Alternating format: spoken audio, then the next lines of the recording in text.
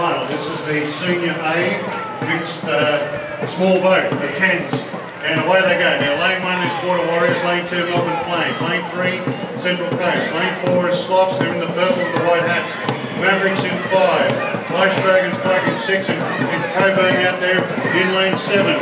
So 7 crews in this grand final for the Senior A mixed small boat. We're past the halfway mark. If it's going to develop into a great battle here, but I think it's Mavericks in 5, maybe Melbourne Sloths, Ice Dragons black also there, and here's lane 2 the Melbourne Flames are starting to make a move. This is going to be a great finish here. The Melbourne Flames in 2 from Sloths, Mavericks, but it's Melbourne Flames in 2. We're going to take this out with the Melbourne Flames first.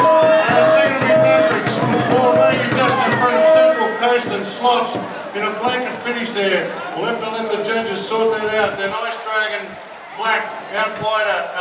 Then we've got Water Warriors back in 1 and Coburn in lane 7. What a finish.